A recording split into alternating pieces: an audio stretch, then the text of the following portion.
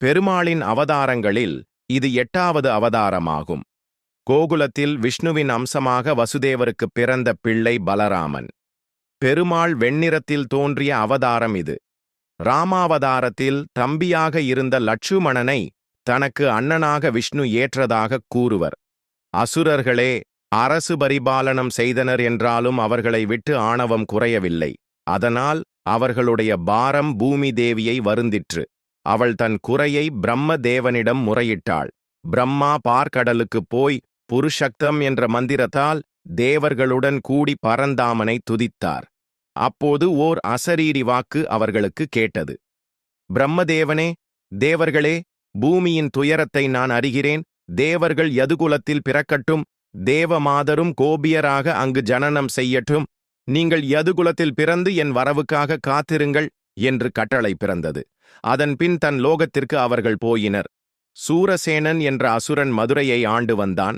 மத்ரா என்றும் மதுரையை கூறுவார்கள். சூரசேனனுக்கு ஒரு தம்பி. அவன் பெயர் உக்கிரசேனன். அவன் மகன் கம்சன்.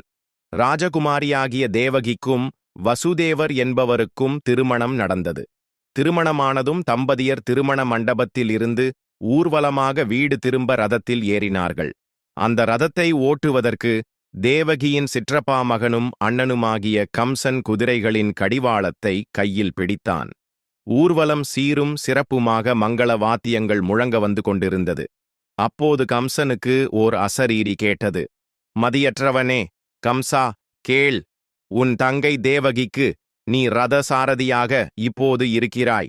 அந்த ராஜகுமாரியின் 8வது குழந்தை உன் உயிரை வாங்கப் போகிறது என்று அசரீரி சொல்லியது. அப்போதே கம்சன் தேவகியை கொன்றுவிட்டால் தன் மரணப் பிரச்சனையே இல்லாமல் போய்விடும் என்று வாளை உருவி அவளை கொல்லப் போனான். அப்போது தேவகியை மணந்த வசுதேவன் கம்சனிடம் நல்ல வார்த்தை சொல்லி, நீ என் மனைவியாகிய புதுமணப் பெண்ணை மணக்கோலம் கலையாது இருக்கும் கன்னியை கொல்லும் பாவம் மிகவும் கொடியது. மேலும் அசரீரி இவளுக்குப் பிறக்கும் குழந்தைகளால்தானே உனக்கு மரணம் வரும் எனச் சொல்லியது. நான் இவளுக்குப் பிறக்கும் குழந்தைகளை உன்னிடம் கொடுத்து விடுகிறேன். நீ அவற்றை உன் இஷ்டப்படி வதம் செய்வதானால் செய்து கொள என்று தன் மனைவிக்கு வந்த ஆபத்தை நீக்கிக் கொண்டார். சிசுக்கள் பிறந்தவுடன் இதை பற்றி முடிவு செய்து கொள்வோம் என்று வசுதேவர் தீர்மானித்து அப்படிச் சொன்னார். அதனால் சினம் தணிந்த கம்சன் தேவகியை விட்டுவிட்டான். ஒரு நாள் நாரதர் கம்சனை சந்தித்து, ஆயர்பாடியில் தேவர்கள் அவதரித்திருக்கிறார்கள். அவர்களுடைய தலைவன் நந்தனும் யாதவரும் உனக்கு பகைவர் என்று சொல்லி புவியின் பாரம் தீர பிரம்மாவால் செய்த ஏற்பாட்டையும் எடுத்துச் சொன்னார். உடனே கம்சன் தந்திரமாக வசுதேவரையும் தேவகியையும் சிறையிட்டான். அவர்களுடன் தன் தந்தை உக்கிரசேனனையும் சிறையில் அடைத்து ராஜ்யத்தையும் தான் ஏற்றுக்கொண்டாள். தன் அசுர நண்பர்களுடன் சேர்ந்து யதுகுலத்தாரை அழிப்பதிலேயே குறியாக இருந்தான். அதனால் யதுக்கள் பயந்து வேற பல நாடுகளில் போய் தங்கினார்கள். தேவகிக்கு பிறந்த 6 குழந்தைகளையும் கொன்றான். 7வது சிசுவை தேவகி கருத்தரித்தாள்.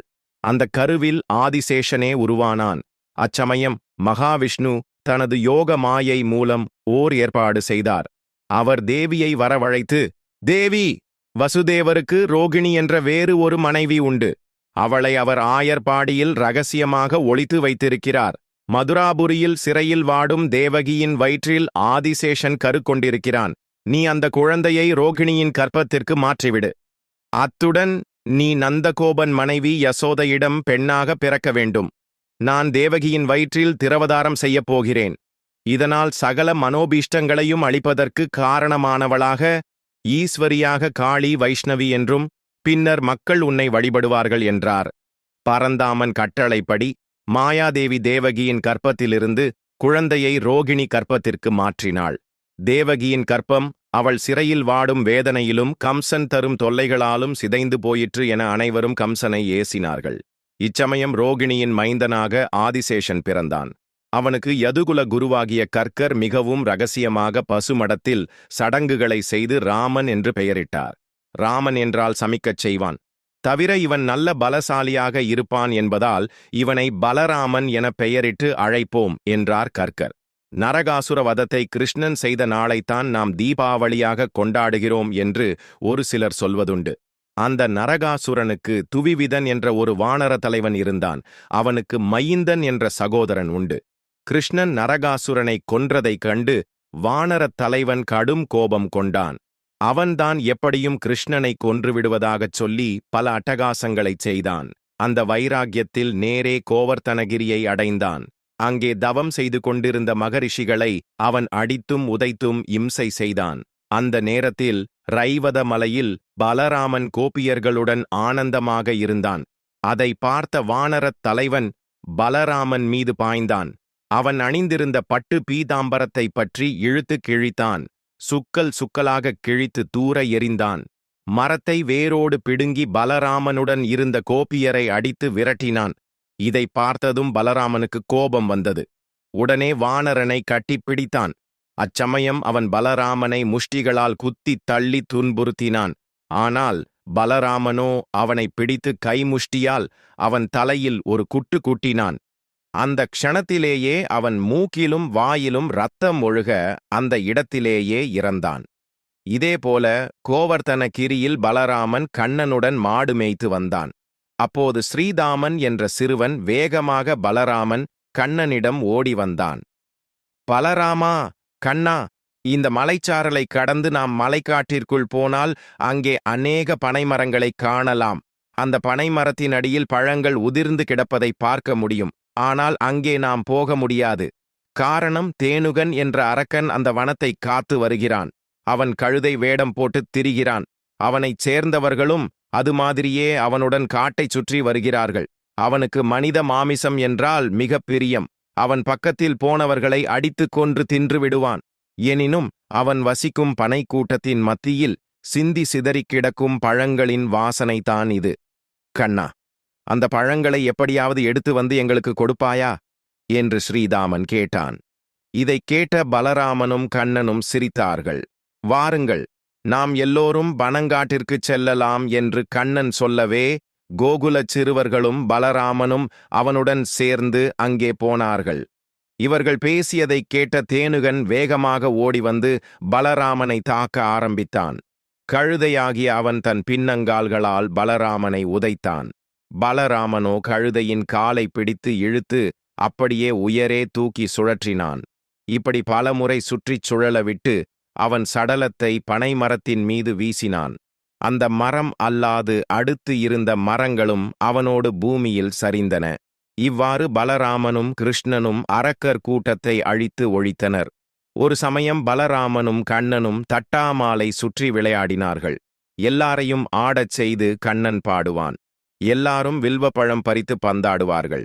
இவ்வாறு அவர்கள் விளையாடிக் கொண்டிருக்கும் போது பிரலம்பன் என்ற ஓர் அரக்கன் கோகுலச் சிறுவனைப் போல் உருமாறி அவர்களுடன் விளையாட வந்தான். இவனுடைய சூழ்ச்சியை கண்ணன் தெரிந்தும் தெரியாதது போல நடந்து கொண்டான். கண்ணன் தன் சகாக்களை அழைத்துச் சொன்னான். நண்பர்களே, நாம் இப்போது 2 கட்சிகளாகப் பிரிவோம். ஒரு கட்சிக்கு பலராமன் தலைவன், மற்றொரு கட்சிக்கு நான் தலைவன். ஒரு பந்தயம் கட்டி விளையாடுவோம். யார் ஜெயிக்கிறார்களோ அவனை தோல்வி அடைந்தவன் தூக்கி சுமக்க வேண்டும் என்றான். எல்லாரும் ஆமோதித்து ஓர் ஆலமரத்தில் ஓடி பிடித்த விளையாடினர். ஓடி விளையாடிய ஓட்டப் பந்தயத்தில் பிரலம்பன் பலராமனிடம் தோற்றான்.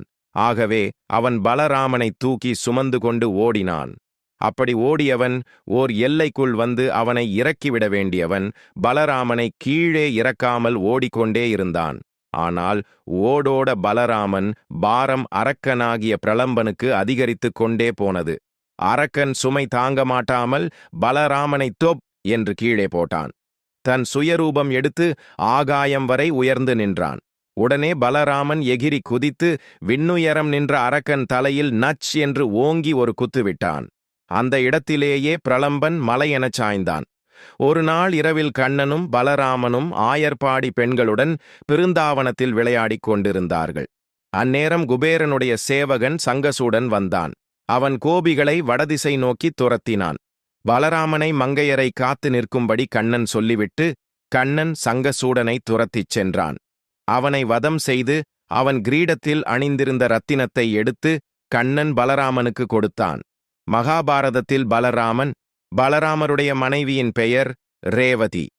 ரைவத நாட்டை ஆண்டு வந்த அரசன் ரைவதன் என்பவருடைய மகள் இவள். பிரம்மதேவர் விருப்பப்படி பலராமருக்கு ரேவதியை மணம் செய்து வைத்தான். அவள் வயிற்றில் பிறந்தவள் வத்சலா.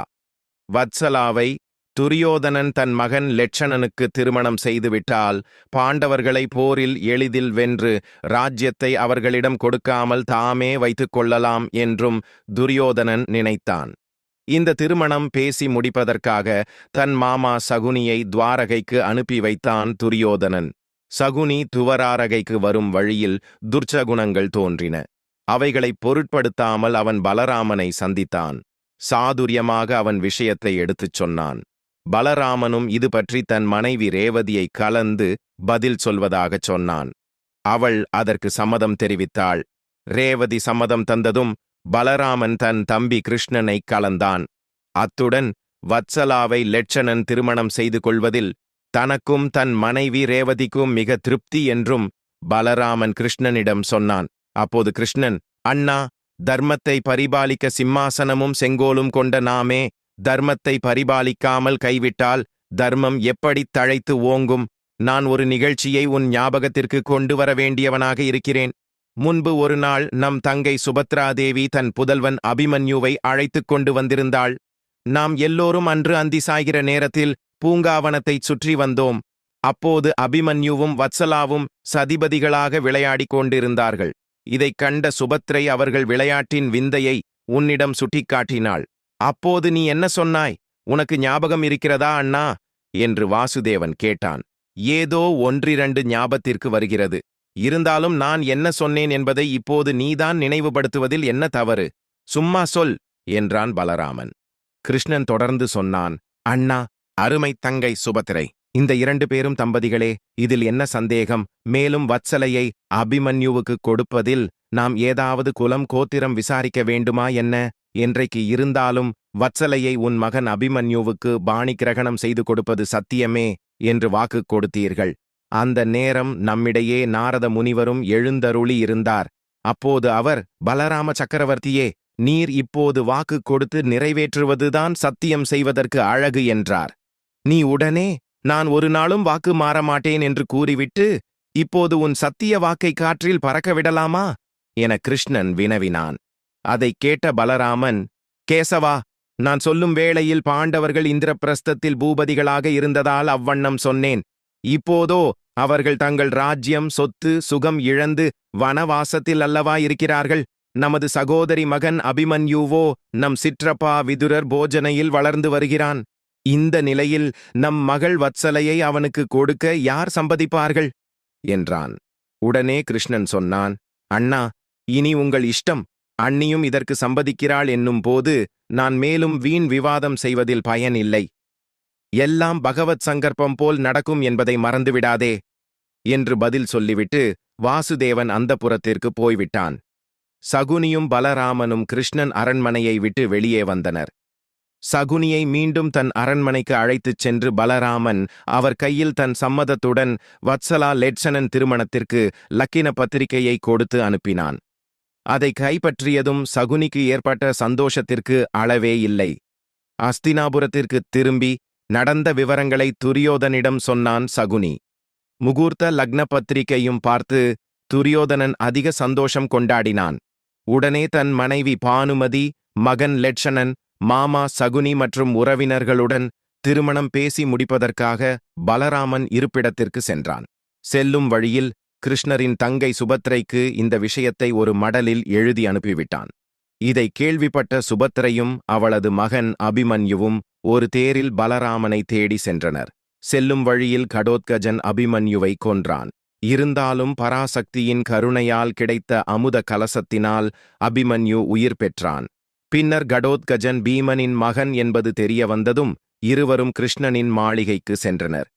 அவர்களுடன் கடோத்கஜனின் இஷ்ட தேவதையான ஜாங்கிலியும் சென்றது. வாசுதேவன் அவர்களை வரவேற்று மகிழ்ந்து ஆசி கூறினார். ஹே கடோத்கஜா, ஜாங்கிலி, நீங்கள் 2 பேரும் என் அரிய பக்தர்கள். ஆகவே உங்கள் விருப்பப்படி அபிமன்யு வத்சலா திருமணம் நடைபெற்றுவிடும். எனினும் அதை நீங்கள்தான் முன்னின்று செய்ய வேண்டும். அதற்கு முன்பு ஒரு சில காரியங்களை செய்ய வேண்டும் என்றார். அவர்கள் தங்கள் கட்டளையை சிரம்மேல் தாங்கி செய்கிறோம் என்று சொன்னார்கள். என் அண்ணா பலராமர் அந்தப்புரத்தில் ரேவதி தேவியின் அருகில் அருமை குழந்தை வத்சலா படுத்துக் கிடக்கிறாள்.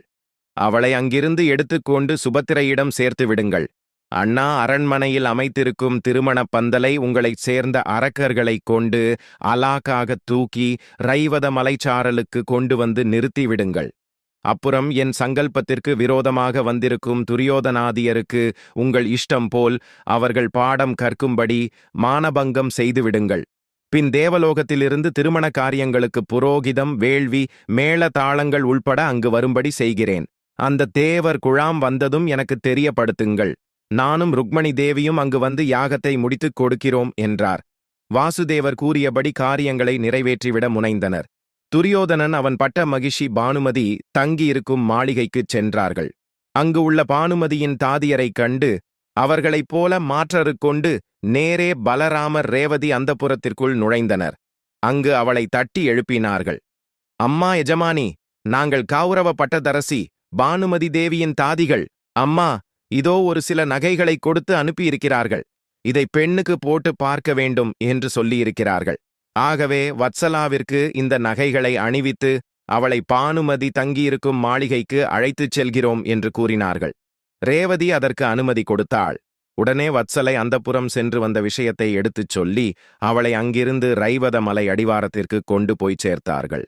தேவலோகம் சென்று யட்சர், தேவதேவியர், தெய்வ ரிஷிகளை திருமணம் நடக்க இருக்கும் இடத்திற்கு வரச் செய்து கல்யாண சாப கிரியத் திரவியத்திற்கும் தேவ துந்துபி முழக்கவும் ஏற்பாடு செய்துவிட்டு கிருஷ்ண பகவானிடம் தெரிவித்தார்கள். அவர் ருக்மணி தேவி சமேதராய் திருமண பந்தலுக்கு எழுந்தருளினார். அங்கே தன் தங்கை சுபத்ரா, மருமகன் அபிமன்யு மற்றும் புது பெண் வத்சலாவையும் கண்டு குசலம் விசாரித்தான் பகவான். பின்பு ஒரு சில நொடிகளில் வத்சலாவுக்கும் அபிமன்யுவுக்கும் விவாக சுபமுகூர்த்தம் நிறைவேறியது. உடனே பகவான் அங்கு தங்காமல் எதையும் தான் அறியாதர் போலத் தம் இருப்பிடம் சேர்ந்தார். பலராமன் தன் மகன் வத்சலையை காணாமல் தவித்து கிருஷ்ணரின் அரண்மனைக்கு வந்து சேர்ந்தான். அதற்கு பின் வத்சலா விவாகமான சேதியை நாரதர் மூலம் பகவான் பலராமருக்கு தெரிவித்தார். அதனால் பலராமர் அகமகிழ்ந்து அபிமன்யு வத்சலாவை தன் அரண்மனைக்கு திருமண ஊர்வலமாக நாததுந்துபிகள் முழங்க வெகு விமரிசையாக அழைத்து வந்தான். இவ்வாறு பலராமன் மகள் வத்சலா திருமணம் இனிதே நிறைவேறியது. இந்த வத்சலா திருமண கதையை கேட்போர், படிப்போர் அனைவருக்கும் கிருஷ்ண பரமாத்மாவின் பூரண அனுக்கிரகமும் சர்வமங்களமும் கிடைக்கும். சாம்பன் லட்சுமலை திருமணம். துரியோதனனுக்கு லட்சுமலை என்ற ஒரு பெண் இருந்தாள்.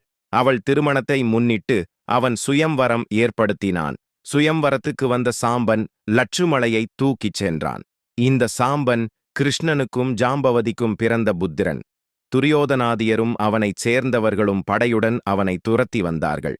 பின் அவனுடன் யுத்தம் செய்தனர். சாம்பன் அனைவரையும் நன்கு தாக்கினான். எனினும் பீஷ்மரும் துரோணரும் கௌரவ சேனையில் இருந்ததால் அவனைச் சிறைப்படுத்தினார்கள். இதை கேள்விப்பட்டதும் பலராமன் உத்தரவோடு அஸ்தினாபுரம் வந்து துரியோதனனை சந்தித்தான்.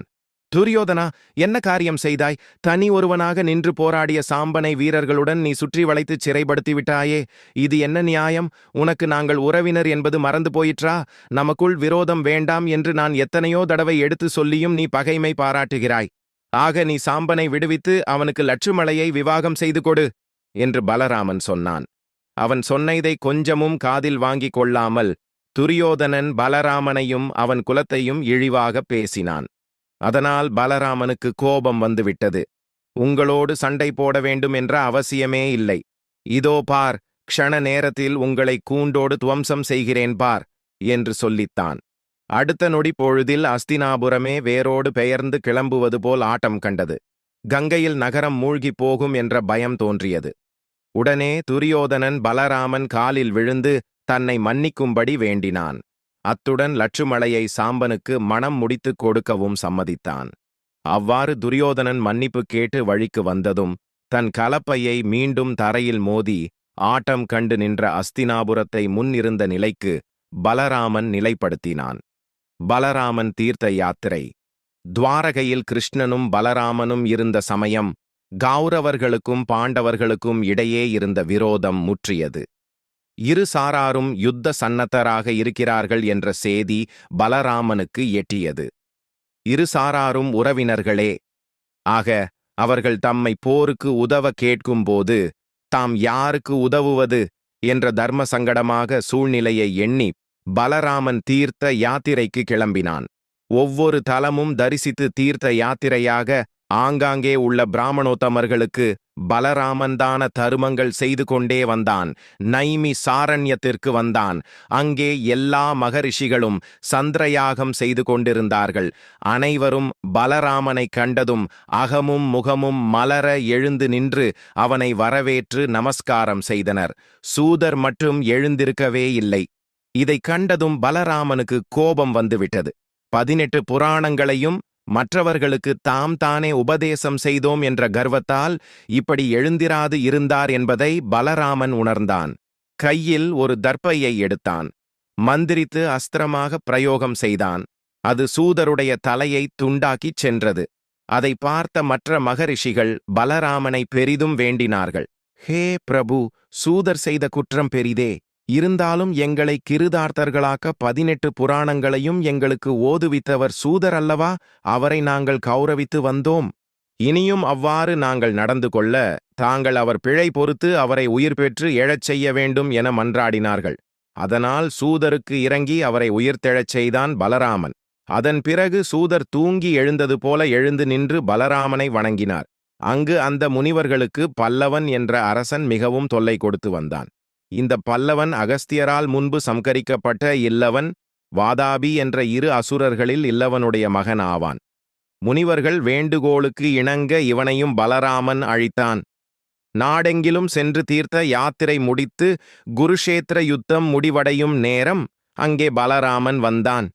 பீமனுக்கும் துரியோதனனுக்கும் இடையே கடும்போர் நடந்து கொண்டிருந்தது. பீமனும் துரியோதனனை கதையை கொண்டு பலமாக தாக்கினான். அப்படியே துரியோதனனும் மிகவும் ஆக்ரோஷமாக சண்டை செய்து கொண்டிருந்தான்.